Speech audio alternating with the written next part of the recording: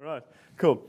So thank you, everybody. My name is Warren. I'm like James from South Africa. I'm not going to sing though, luckily, but I will try. It's an oldie, but it's a goodie. So I think, yeah, just enjoy it. And the clicker's working. Okay, cool. So I work for a company called Cobalt Analytics. I'm a data engineer. Live in Johannesburg. When we have electricity, we do some work. It's not that often, so this has been really, really cool. Okay, what I'm going to be speaking about today is the order of execution. And that's obviously within the SQL engine. So traditionally, SQL is it's not a traditional programming language. It's not where you give it a specific order or a sequence of events in a certain order.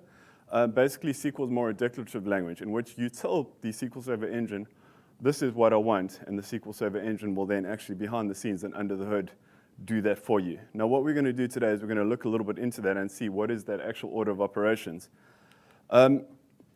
So we spoke about it being a declarative language. Now, one of the things that I don't want to confuse you with is operations versus operator. We're talking about operations, our order of operations. Want to be careful that, or I want to rather use the word execution. And why I want to say that is because people often get confused with operators. And operators is really referring to your mathematical predicates, things like your parentheses. And that also has a specific order in it, which is assessed by the SQL engine. So let's use the word order of executions. There is another term, and I don't know if any of you have heard of it before, but it's logical query processing. So to go into or to touch on everything that's in this topic in 10 minutes is going to be quite impossible. However, there is another speaker I do believe is at PASS Summit, Itzhak Ben-Ghan, and he has an article on logical query processing. And I suggest that if you're interested in this, go read it. It makes for some very interesting reading. And it actually changes the way that you interact with your SQL databases and your queries. The last thing I'd like to give you is a quick analogy, and it's almost like the SQL database engine has a recipe built into it or a cookbook built into it. And that's how it's going to actually interpret your query. Now, the analogy that I want to bring forward is that even though in a recipe you've got ingredients and you've got a certain methodology in which you actually put those ingredients together, using SQL is actually like almost going into a restaurant, going into the front end and making an order. So you're telling what you want, but how necessarily all of that stuff happens in the kitchen is not up to you. The SQL Server engine is going to deal with that for you. Okay? Also, obviously, it's done in a very specific order. So in the analogy of baking a cake, let's say, for instance, I could crack the eggs and then sift the flour on top of them. I'm going to get something, not necessarily a cake, but I will get something.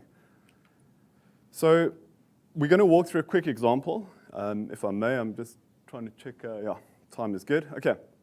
So I've got two example tables here. And because this is a conference and we've got speakers, I'm going to use two very simple tables. So the first table we've got is our speakers. I've got a speaker ID and a speaker description. There you can see I've populated a little bit of information into it. And then the next table is going to be a talks table. And the talks table has got also a talk description. It's got a speaker ID and it's got a length. So we can tie those two together. I've populated the table as well. We can tie those two together. There's my common element, which is my speaker ID. And that's how we're going to join them. So let's run a query. So I've built a little query here because PASS Summit need a little bit of information on a couple of speakers. So we built a quick query. There's nothing really majorly interesting about this query or nothing too complex. But we're going to basically we're going to drill down into this and see what exactly is going to happen behind the scenes when we hit that F5 button. All right, so the first part that's going to happen is the SQL engine is actually going to go to the tables and it's going to get the data. First thing it's going to look at is your from clause. It's going to look at how many tables in your from clause. It's also going to look if there are any joins. Okay, so obviously we all professionals here. We use joins to join tables. We don't put multiple tables into the from clause. If you're doing that, please rethink your strategy. So it's going to take a look. If there's only one table and there's no join, it's obviously then going to bring back that immediate result. If there's a join, what it's going to do is it's going to generate a Cartesian product. And that would be it's going to mash both tables together and get the full result set of both those tables.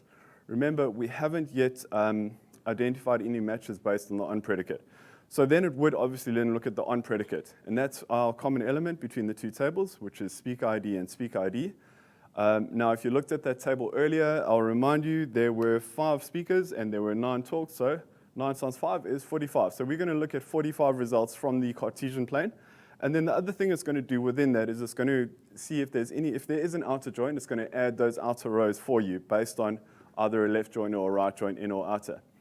Okay, so there's our Cartesian product. Sorry, my screen's not big enough to show you, but there's the full 45 rows. Thank you.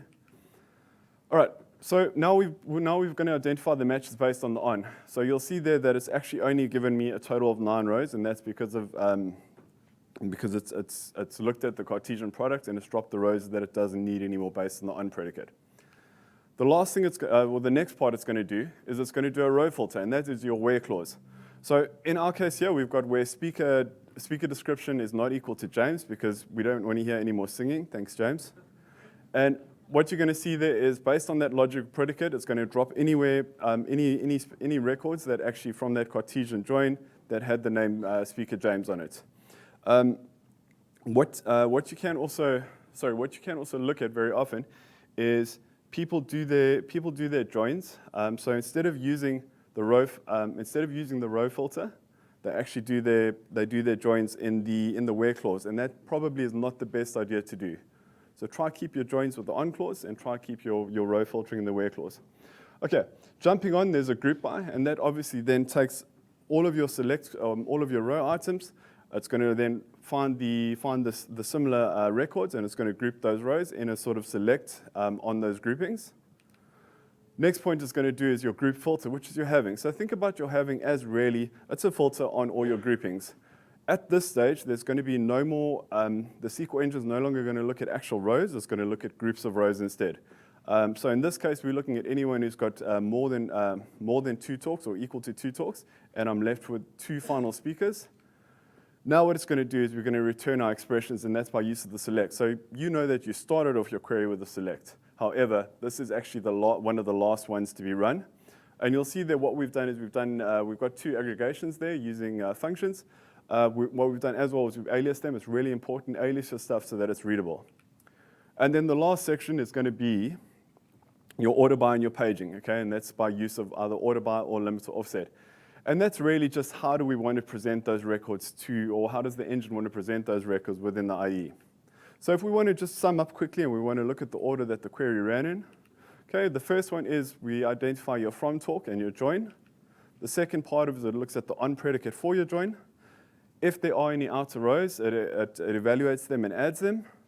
The next section, it actually looks at your where and it has a filter on it. Then it does your group by, which is your logical predicate. Then we do your having, which is basically grouping a filter on your groups. Then it looks at your select and the presentation, and finally it will do your order by. And that, in a nutshell, is how the SQL engine deals with a select query. Thank you very much. Enjoy the rest of the class.